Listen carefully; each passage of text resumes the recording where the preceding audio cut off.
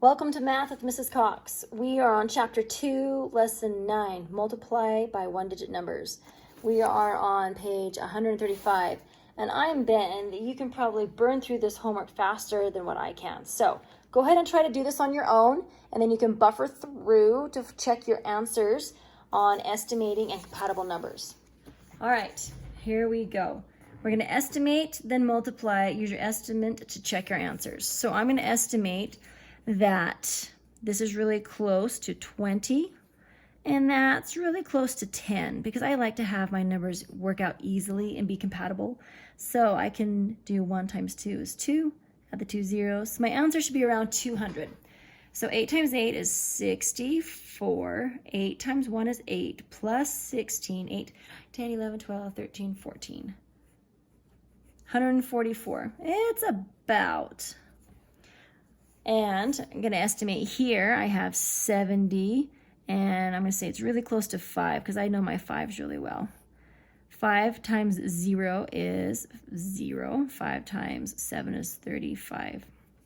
So when I do the actual problem, 4 times 2 is 8. 4 times 7 is 28. It's within the ballpark figure, thereabouts, right? Okay, estimation. Remember, estimation is not precise. It just lets you know they're not off by 1,000.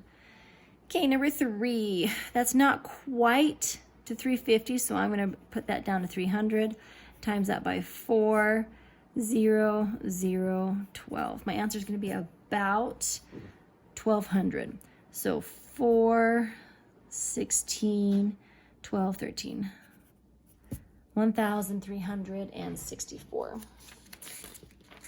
136, please. Checking for reasonableness. Malcolm ran the 440-yard dash and a 220-yard dash at a track meet.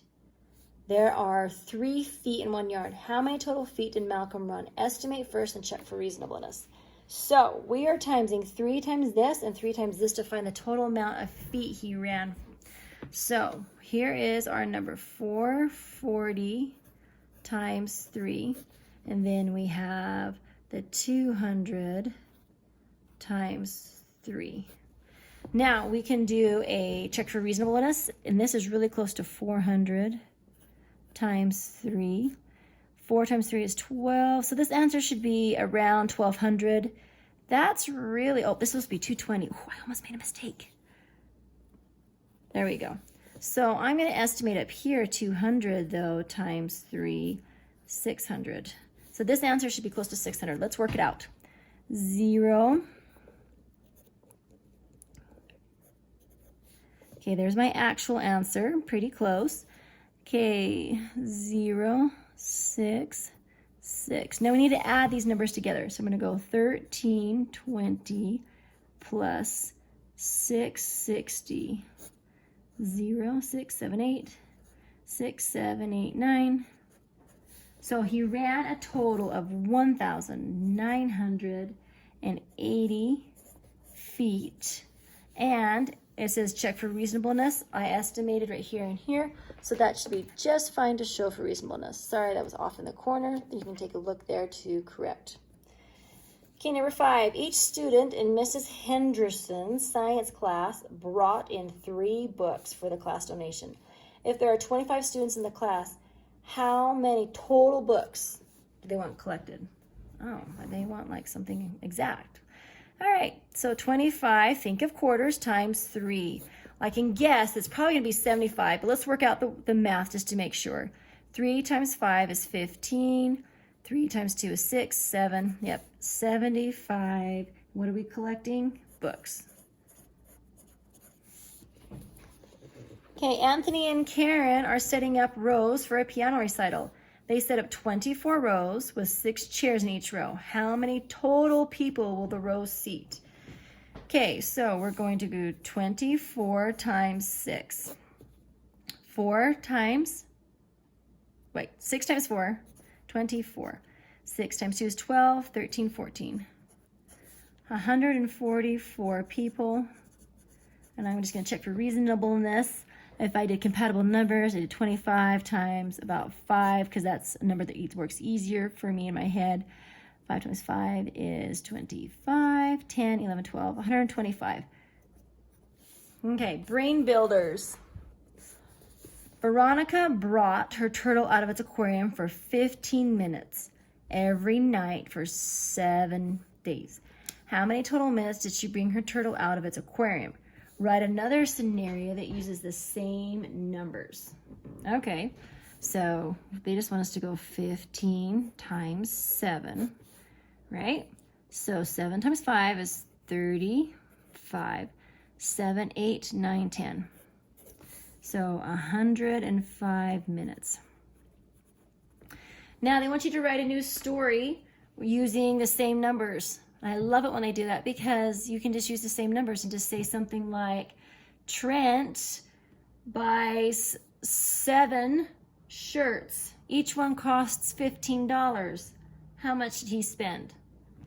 So you come up with your own problem right there to fill in. Try to use a different name than Veronica, and try to use something else besides a turtle and minutes. All right, I'm excited to see what your problems are. Okay, number 8. A restaurant has 36 tables. Okay, that's important. If each table can sit 5, I'm going to draw that little number up there so I can understand that's 5 people. How many people can be seated at the restaurant? That's our first question. How many people can be seated at the restaurant? So 36 times 5. 5 times 6 is 30. 5 times 3 is 15, 16, 17, 18. 180. Okay, I see one that has 180, but I'm not done with my question. Okay, now they want us to know how many people are going to be at each table if there are 288 people. Well, this restaurant has 36 tables, so we now have to fit those 288 people into the 36 tables. So we're going to do 36, 288. Now this is where it's helpful to understand if you understand how to do your division, because I'm pretty sure the answer is going to be this, because this is our first answer. So let's double check. 36 won't go into 2, 36 won't go into 28, and 36 will have to go into 288. So I'm going to do the opposite. I'm going to do 36 times 8. 6 times 8 is 8, 9, and 8 times 3 is 24, 25, 26, 27, 28. Oh, look at that. So we know that that answer is correct. B is our answer there, and this is how we proved that we understood how to find it.